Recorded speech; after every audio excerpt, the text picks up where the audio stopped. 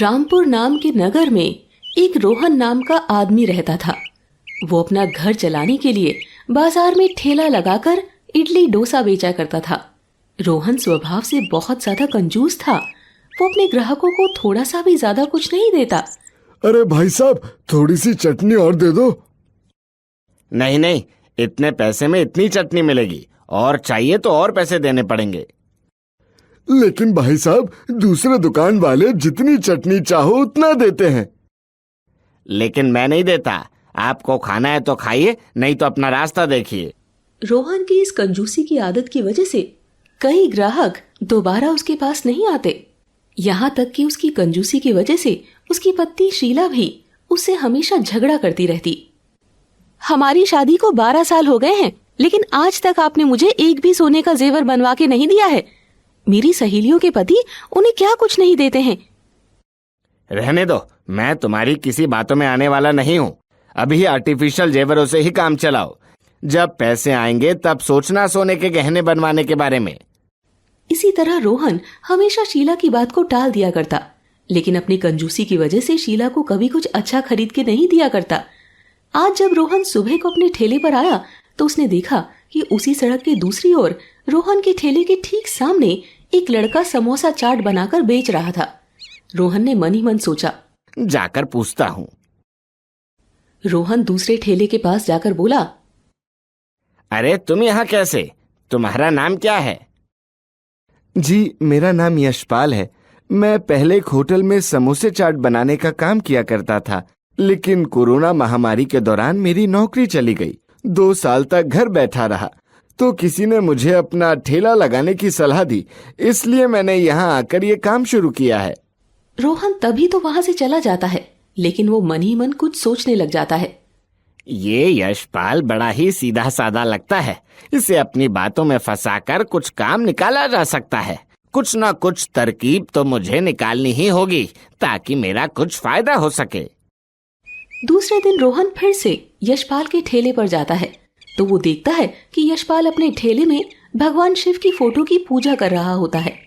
ओम नमः शिवाय, ओम नमः शिवाय, ओम नमः शिवाय। अरे यशपाल, क्या तुम रोज भगवान शिव की पूजा करते हो? हाँ भाई साहब, मैं बचपन से ही भगवान शिव की पूजा करता आया हूँ। मैं तो इन्हें अपना सब कुछ मानता हूँ। वैसे मेरे पास एक बहुत अच्छा बिजनेस आइडिया है। अगर तुम्हें अच्छा लगे तो हम दोनों साथ में अच्छी कमाई कर सकते हैं। हाँ, बताइए। मेरे पास करीब 2 लाख रुपए हैं। अगर तुम भी इतने ही पैसे लगा दो तो हम दोनों मिलकर एक दुकान खोल सकते हैं। उसमें एक काउंटर मेरा होगा और दूसरा तुम्हारा। ये तो सच में अच्छा है, लेकिन मेरे पास तो बिल्कुल भी पैसे नहीं हैं। देख लो, कुछ हो सके तो। इसमें हम दोनों की किस्मत के द्वार खुल सकते हैं। रोहन की बात सुनकर यशपाल सोच में पड़ गया। अपने घर जाकर उसने सारी बात अपनी पत्नी रीमा को बताई। अरे, ये तो बहुत अच्छी बात है। ऐसा करने से आप अच्छी कमाई कर सकते हैं। लेकिन रीमा, इतने पैसे हमारे पास कहाँ से आएंगे? गांव में हमारी कुछ जमीन है, उस पर हम तो कोई खेती करते नहीं हैं। उसे बेच देते हैं और मेरे कुछ सोने के जेवर हैं, उसे भी गिरवी रख देते हैं। बाद में जब आपकी कमाई होने लगेगी तो हम सब कुछ वापस से ले लेंगे। कह तो तुम सही रही हो, लेकिन क्या सच में ये अच्छा रहेगा? मेरे ख्याल से तो काफी अच्छा रहेगा। इतना अच्छा मौका फिर नहीं मिलेगा। इसके बाद यशपाल जमीन बेचकर और जेवर गिरवी रखकर 2 लाख रुपए ले आता है और रोहन को देता है। ये लीजिए भाई साहब, पूरे 2 लाख रुपए। चूंकि यशपाल बहुत सीधा साधा था, इसीलिए उसने पैसे तो दिए, लेकिन सबूत के तौर पर कोई कागज नहीं बनवाया। रोहन यशपाल को लेकर दुकान की तलाश में निकल जाता है और उन्हें एक अच्छी सी दुकान मिल भी जाती है। दोनों मिलकर दुकान में काम शुरू करते हैं।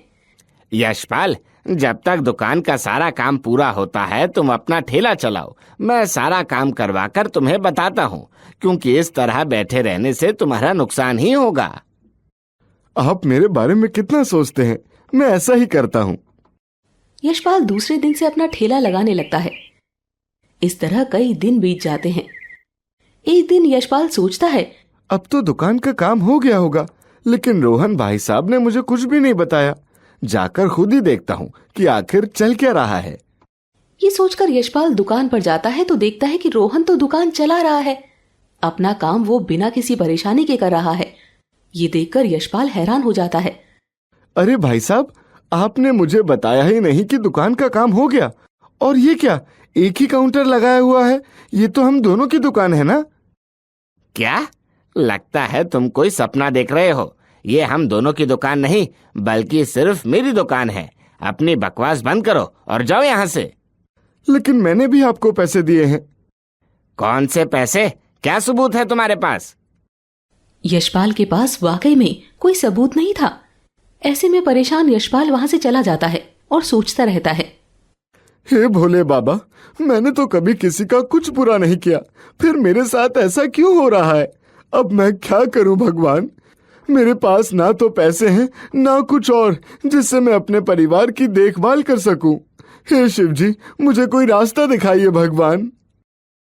यशपाल बहुत परेशान रहता है और उसकी आंखों से आंसू बहते रहते हैं। वो लगातार भगवान शिव को याद कर रहा होता है कि तभी स्वयं भगवान शिव उसके सामने प्रकट हो जाते हैं। अपनी आंखें खोलो यशपाल। यशपाल जब अपनी आंखें खोलता है तो भगवान शिव को अपने पास पाकर आश्चर्यचकित हो जाता है। क्या ये मैं क्या देख रहा हूँ? कहीं मैं कोई सपना तो नहीं देख रहा भगवान? नहीं पुत्र, तुम कोई सपना नहीं देख रहे हो। मैं सच में तुम्हारे सामने हूँ। तुम परेशान मत हो, मेरी बात मानो। हमेशा की तरह कल से तुम अपना ठेला लगाओ। तुम्हारी बिक्री कई गुना ज्यादा बढ़ जाएगी और तुम्हें अपने ठेले के पास एक झोले में कुछ पैसे मिलेंगे। उससे तुम अपनी दुकान शुरू करो। तुम्हें बहुत आमदनी होगी। अब चिंता त्यागो और खुशी खुशी अपने घर जाओ। इतना कहने के बाद भगवान शिव वहां से अंतर्ध्यान हो जाते हैं। यशपाल की खुशी का ठिकाना नहीं था। वो घर जाकर अपनी पत्नी को सारी बात बताता है। अगले दिन उसके पास ढेर सारे ग्राहक आते हैं और उसके समोसे की खूब तारीफ भी करते हैं। भाई, तुम्हारे समोसे चाट के स्वाद में तो जादू है। पेट भर जाता है लेकिन मन नहीं भरता। हाँ भाई, सही कह रहे हो आप। उसी दिन रात को यशपाल के ठेले के पास एक झोला पड़ा रहता है। उसे खोलकर जब वो देखता है तो उसमें ढेर सारे पैसे थे। अब यशपाल अपना एक अच्छा सा दुकान खोलता है। उसमें समोसा चाट के अलावा और भी ढेर सारी खाने की चीजें रखता है। उसका बनाया हर खाना लोगों को काफी पसंद आता है, जिससे यशपाल दिन दूनी रात चौगनी तरक्की करने लग जाता है। अब उसके पास किसी चीज की कोई कमी नहीं होती। वहीं दूसरी ओर रोहन की दुकान पर दिन ब दिन ग्राहक कम होने लग जाते हैं, जिससे उसका खर्चा निकालना भी मुश्किल हो जाता है। क्या कुछ नहीं सोचा था मैंने, लेकिन सब बेकार हो गया। मेरी गलतियों की वजह से आज मेरा ये हाल हुआ है। रोहन को यशपाल के बारे में पता चलता है तो वो उसके पास जाता है। मुझे माफ कर दो यशपाल, मैंने लालच में आकर तुम्हें धोखा दिया।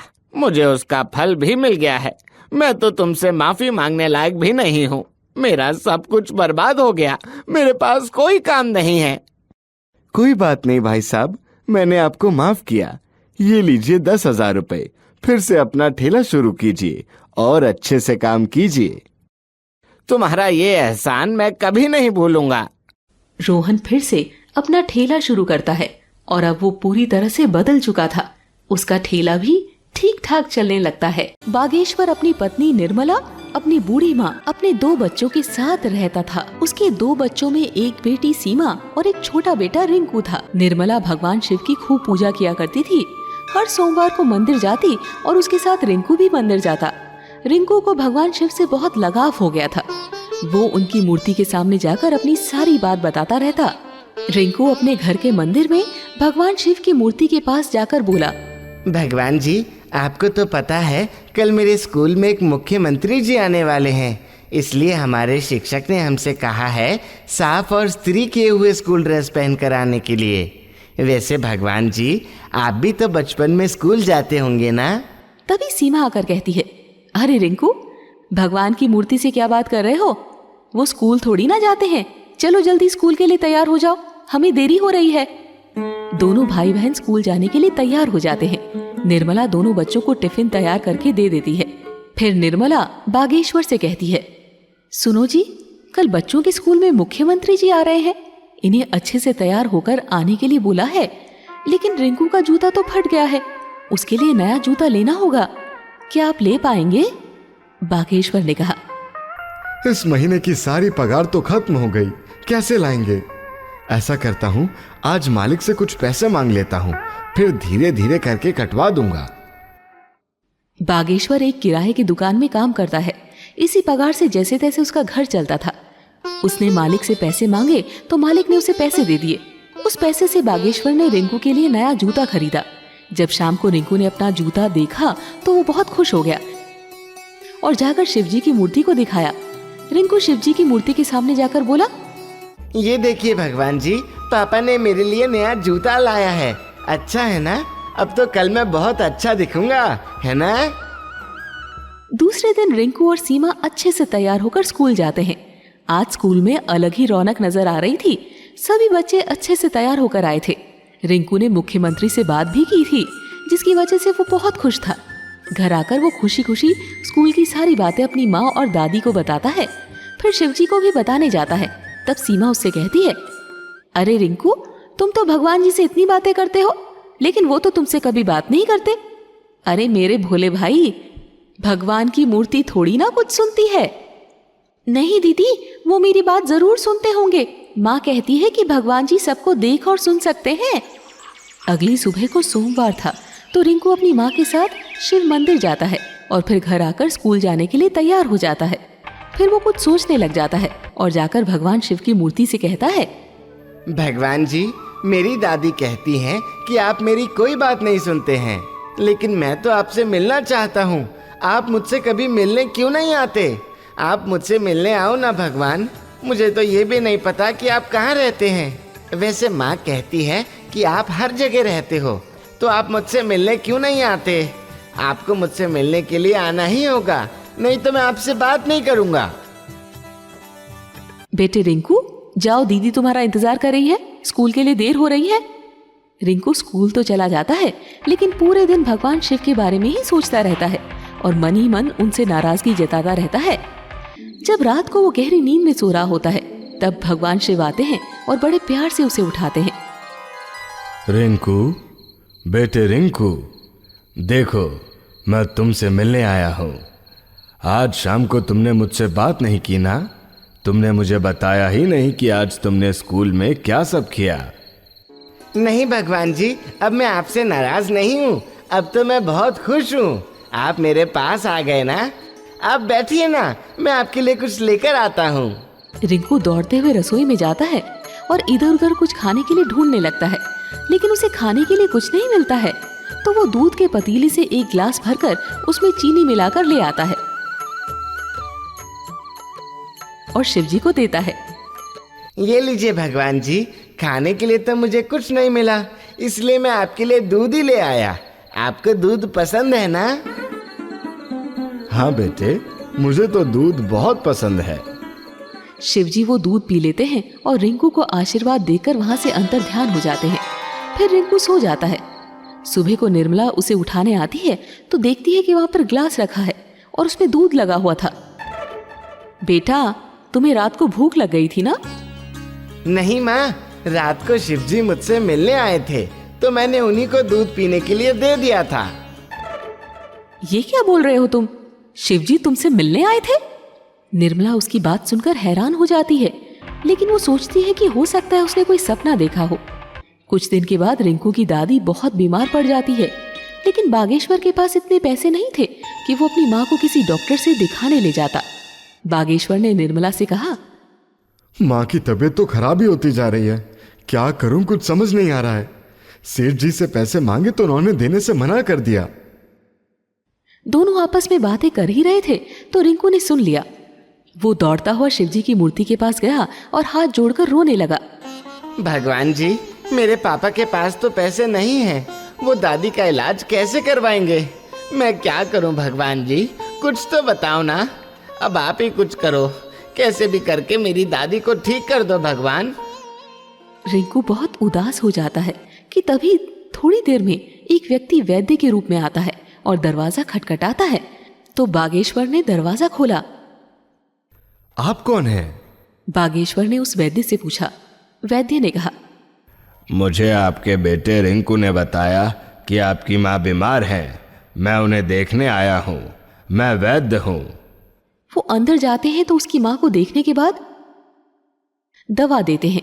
उधर निर्मला उनके लिए चाय बनाने जाती है तो जब चीनी का डब्बा खोलती है तो देखती है कि उसमें पैसे भरे थे, जिसे देखकर वो बहुत आश्चर्यचकित हो जाती है। तभी बागेश्वर रसोई में आता है। निर्मला, जल्दी से चाय बना दो। अरे ये देखिए, इस डिब्बे में न जाने कहां से इतने ज्यादा पैसे आ गए हैं। दोनों बहुत हैरान हो जाते हैं, लेकिन तभी बागेश्वर उसमें से कुछ पैसे लेकर वैद्य को देने जाता है, लेकिन वो पैसे लेने से मना कर देते हैं और फिर वहां से चले जाते हैं।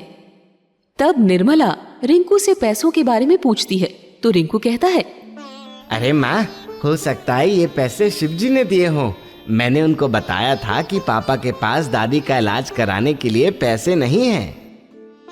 निर्मला और बागेश्वर बहुत हैरान हो जाते हैं। वो घर के मंदिर में जाकर भगवान शिव के सामने हाथ जोड़कर कहते हैं, हे भगवान, मुझे तो कुछ समझ ही नहीं आ रहा है। इतने सारे पैसे तो मैंने अपने जीवन में कभी नहीं देखे। भगवान, अब आप ही हमारी शंका दूर कर सकते हैं। उनकी बातें सुनकर भगवान शिव प्रकट हो जाते हैं। बागेश्वर, मैं तुम्हारे बेटे रिंकू के भोलेपन से बहुत प्रसन्न हूँ, इसलिए मैंने ही तुम लोगों को पैसे दिए हैं। मेरे आशीर्वाद से वो डिब्बा पैसों से कभी खाली नहीं होगा। बस तुम लोग हमेशा अच्छे कर्म करते रहना, कभी पैसों का गलत इस्तेमाल मत करना, जरूरतमंदों की मदद करना, नहीं तो तुम्हें फिर से गरीबी का मुंह देखना पड़ेगा। इसके बाद भगवान शिव वहां से अंतर्ध्यान हो गए। इधर बागेश्वर की माँ पूरी तरह से ठीक हो गई। अब उसके घर में सब कुछ अच्छा अच्छा ही हो रहा था। रिंकू के मन में भगवान शिव के लिए भक्ति बढ़ती ही जा रही थी। अब उनके पास भगवान शिव की कृपा से किसी चीज की कोई कमी नहीं थी।